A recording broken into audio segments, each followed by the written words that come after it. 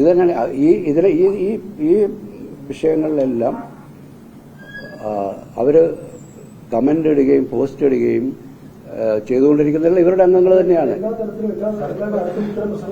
സമൂഹത്തിൽ ഒരു സ്ത്രീക്കെതിരെ ഒരു ആരോപണം ഉണ്ടാകുമ്പോൾ ആ ആരോപണം പോലീസ് കേസ് എടുക്കുന്നത് സ്വാഭാവികമാണ്. അപ്പൊ സംഘടനയിൽ പരാതി നൽകില്ല എന്ന് പറഞ്ഞ് ന്യായീകരിക്കുന്നതിൽ എന്തെങ്കിലും അർത്ഥമുണ്ടോ? സംഘടനയിൽ പരാതി സംഘടനയിൽ പരാതി നൽകില്ല എന്ന് സാർ തന്നെ ആവർത്തിച്ച് പറയുന്നു. അല്ല, അത് അവരുടെ സംഘടനയിൽ പരാതി നൽകില്ലെന്നാണ്. സമൂഹത്തിൽ പോലീസ് സ്റ്റേഷനിലല്ലേ പരാതി കൊടുക്കുന്നത്? ഈ രാജ്യത്ത് ഒരു നീതിന്യായ വ്യവസ്ഥയില്ലേ, ഒരു ഭരണ സംവിധാനമില്ലേ? നമ്മുടെ മുമ്പിൽ അവർ കൊണ്ടുവന്ന പരാതികൾ നമ്മൾ പരിഹരിച്ചു എന്നാണ് ഞാൻ പറഞ്ഞത്. പക്ഷെ അവർ നമ്മുടെ സംഘടനയിൽ അംഗമല്ലെങ്കിൽ പോലും അവർ നമ്മുടെ സംഘടനയിൽ വരുന്ന പരാതികൾ ഞങ്ങളുടെ അംഗങ്ങളുമായിട്ട് ബന്ധപ്പെട്ട പ്രശ്നങ്ങളിൽ നമ്മൾ പരിഹാരം നടത്തി കൊടുത്തിട്ടുണ്ട്. അവരെന്തുകൊണ്ട് അവരുടെ സംഘടനയിൽ നിർമ്മാതാക്കളുടെ സംഘടനയിൽ അവർ പരാതികൾ ഉന്നയിക്കുന്നില്ല എന്നുള്ളതാണ് ഞാൻ ചോദിച്ചത്. നമ്മുടെ മുമ്പിൽ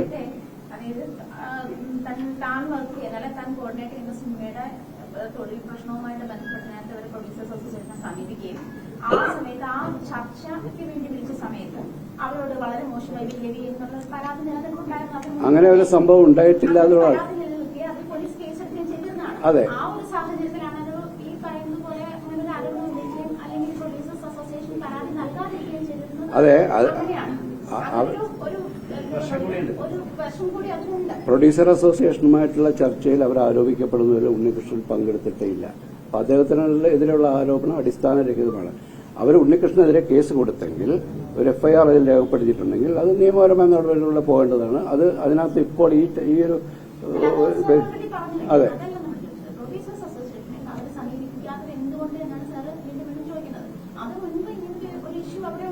അതെ 3 മാസം മുൻപേ ആണെന്ന് തോന്നുന്നു അവരതുമായി ബന്ധപ്പെട്ട് അതായത് 4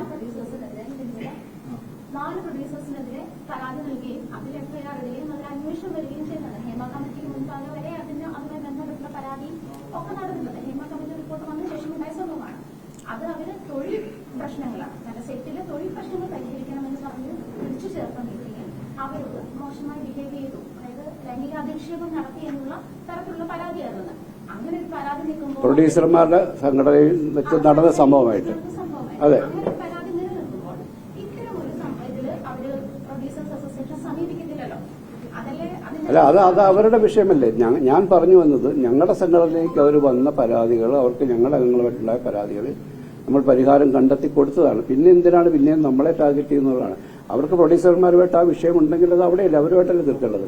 അതിൽ ഞങ്ങളെ എന്തിനാണ്, ഞങ്ങൾക്കെതിരായിട്ട് എന്തിനാണ് ഒരു നിലപാടെടുക്കുന്നത് മനസ്സിലാകുന്നില്ല എന്നാണ് പറഞ്ഞത്. സംഘടനയ്ക്കെതിരെയോ ആ സംഘടനയിലെ മറ്റു ഭാരവാഹികൾക്കെതിരെ ഒരു ആരോപണം ഉന്നയിക്കുന്നില്ല. ആ സംഘടനയിലെ ജനറൽ സെക്രട്ടറിക്കെതിരെയാണ് ആരോപണം ഉന്നയിക്കുന്നത്. ഒരു വ്യക്തി എന്ന നിലയിലാണ്. ഏത് സംഘടനയുടെ? ഇഫക്കയുടെ ജനറൽ സെക്രട്ടറിക്കെതിരെ. അതെ, അതിനാണല്ലോ സ്വാഭാവികമായിട്ട് സംഘടന കൂടിയാലോചിക്കുകയും മറ്റു ഭാരവാഹികൾ ഒരുമിച്ചിരിക്കുകയും ബി ഉണ്ണികൃഷ്ണനെതിരെ എന്തെങ്കിലും നടപടി എടുക്കണമെന്ന് ഇഫക്ക ആലോചിച്ചിട്ടുണ്ട്.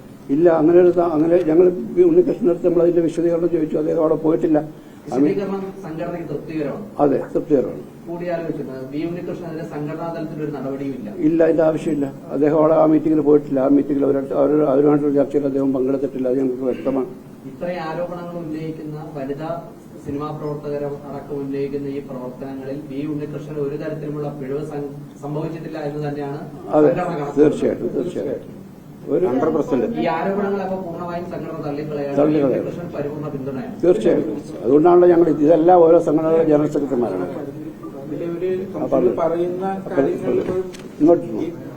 ചോദിച്ചല്ലോ. ഇപ്പോ ഷിബു സുശീലൻ ഒരു പ്രൊഡ്യൂസറും കൂടിയാണ്, പ്രൊഡക്ഷൻ കൺട്രോളറുമാണ്. അതായത് ഇപ്പോ നമ്മളിപ്പോ ഈ വനിതാ സംഘടനകളിലെ വനിതാ ആൾക്കാരോട് സമരം ചെയ്തതിനെ പറ്റിയാണ് കൂടുതലും വിഷയങ്ങൾ വന്നത്. ഈ വനിതാ അംഗങ്ങളെന്ന് പറയുന്നത് നമ്മുടെ മേക്കപ്പ് യൂണിയനിലെ ഹെയർ സ്റ്റൈൽസാണ്. അവിടെ ഇന്നലെ പോയി എന്ന് പറയുന്ന WCC അംഗങ്ങളും ഇന്നലെ ഇത് വാർത്തയാക്കാൻ വിളിച്ചു പറയുന്നതും അതിൽ സമരം ചെയ്ത് ഇരിക്കുന്ന, അല്ലെങ്കിൽ അതിന് മനീഷ എന്ന് പറഞ്ഞ നേരത്തെ മിട്ടു പറഞ്ഞ അല്ലെ, മനീഷേനെ പുറത്താക്കാൻ പറഞ്ഞ അഞ്ജലി മേനോനാണ് ഇന്നലെ ഈ വാർത്ത വിളിച്ചു പറയുന്നത്, ഈ വാർത്ത കൊടുക്കാൻ മാധ്യമങ്ങളെ വിളിച്ചു പറയുന്നത്. അപ്പോ ആ സംവിധായിക തന്നെയാണ് ആ കുട്ടീനെ പുറത്താക്കിയേക്കുന്നത്. അപ്പോ WCC അംഗം വർക്ക് ചെയ്യുന്ന സിനിമയിൽ നിന്ന് തന്നെയാണ് ആദ്യം ആരെ പുറത്താക്കിയിരിക്കുന്നത്? ഈ മേക്കപ്പ് ഹെയർ സ്റ്റൈൽസ് യൂണിയനിലെ മെമ്പർ പുറത്താക്കിയത്. എന്നിട്ട് അവർക്ക് യഥാർത്ഥ ജോലി നിഷേധിച്ചിരിക്കുന്നത് അവരാണ്.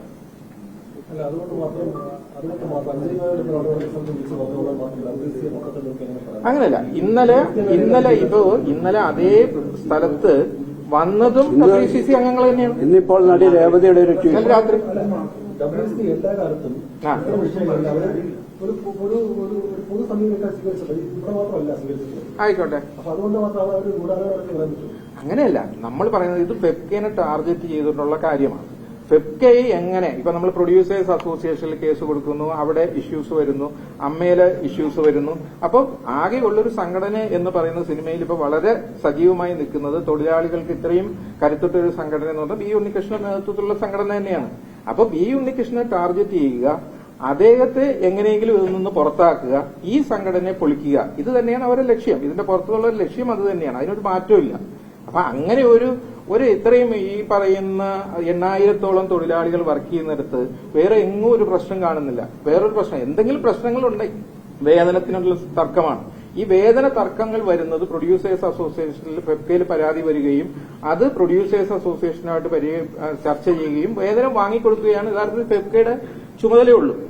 അതിലാണ് നമ്മൾ ഫെഫ്ക ഇടപെടുന്നത്. അത് പ്രൊഡ്യൂസേഴ്സ് അസോസിയേഷനിൽ ഇങ്ങനൊരു വേതനം കിട്ടിയില്ലെങ്കിൽ അവർ ചർച്ച ചെയ്ത് പരിഹരിക്കുകയാണ് ചെയ്യുന്നത്.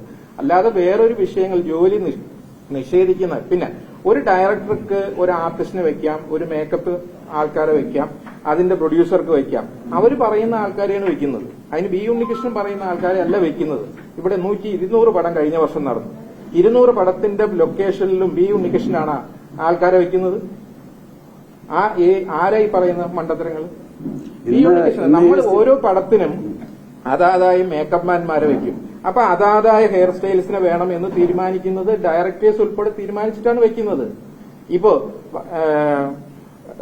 ലിജോ വലിശ്ശേരി ചെയ്യുന്ന ഒരു പടം, അതിനകത്തൊരു മേക്കപ്പ്മാനെ വെച്ചാൽ അതിന്റെ ഹെയർ സ്റ്റൈൽസ്, ആ പടത്തിന് വേണ്ട ഹെയർ സ്റ്റൈൽ ആരെ കൊണ്ട് ചെയ്യാൻ പറ്റും? അങ്ങനെയുള്ള ആൾക്കാരെയാണ് വെക്കുന്നത്. അല്ലെങ്കിൽ അതിന്റെ ഡയറക്ടർ ആരെ വെക്കണം, അല്ലെങ്കിൽ അതിന്റെ പ്രൊഡക്ഷൻ കൺട്രോളർ ആരെ വെക്കണം, ഇതെല്ലാം തീരുമാനിക്കുന്നത് ആ പ്രൊഡ്യൂസർ ഉൾപ്പെടെ ഡയറക്ടർ ഉൾപ്പെടെ അംഗങ്ങളാണ്. ഞാൻ പ്രൊഡക്ഷൻ കൺട്രോളാണ്. അപ്പോൾ ഞാൻ പ്രൊഡക്ഷൻ എക്സിക്യൂട്ടീവ് യൂണിയന്റെ ജനറൽ സെക്രട്ടറിയാണ്. അപ്പൊ നമുക്കറിയാം, നമുക്കിപ്പോ ഒരു പടം നടക്കുമ്പോഴത്തേക്ക് ആ ലൊക്കേഷനിൽ ഏത് യൂണിറ്റ് വേണം, ഏത് ക്യാമറമാനെ വെക്കണം, ഇതെല്ലാം ചർച്ച ചെയ്യുന്നത് പ്രീ പ്രൊഡക്ഷൻ സമയത്താണ്. അല്ലാതെ ലൊക്കേഷനിലല്ല ഇതൊന്നും ചർച്ച ചെയ്യുന്നത്. അപ്പൊ ഇങ്ങനെ വളരെ വ്യക്തമായി ഇതിന് ധാരണകളുണ്ട്. അല്ലാണ്ട് നമ്മളൊരു എല്ലാം ഈ അടച്ചാക്ഷേപിക്കുന്ന പോലെ ബി ഉണ്ണികൃഷ്ണന്റെ പേര് ടാർഗറ്റ് ചെയ്യുക എന്നുള്ളത് അവരുടെ ഒരു ബാക്ക്ഗ്രൗണ്ട് പ്രവർത്തനം തന്നെയാണ്. അതിന് ഒരു മാറ്റവും ഇല്ല. അതാണ് നമുക്ക് മനസ്സിലാക്കുന്നത്. അതെ അതെ അതെ അവിടെ പിന്നെ ഇത് പ്രത്യേക ഒരു കേസായിട്ട് അല്ല, അത് തന്നെയല്ലേ പറഞ്ഞത്. കാരണം ഈ സംഘടനയിൽ ഇത് എന്ന് മുതലാണ് തുടങ്ങിയത്? WCCയും ഫെഫ്കയും മറ്റുള്ള ഇഷ്യൂസ് നിങ്ങൾക്ക് എല്ലാവർക്കും അറിയാവുന്ന കുറെ കാലങ്ങളായിട്ടുള്ള പ്രശ്നങ്ങളാണ്.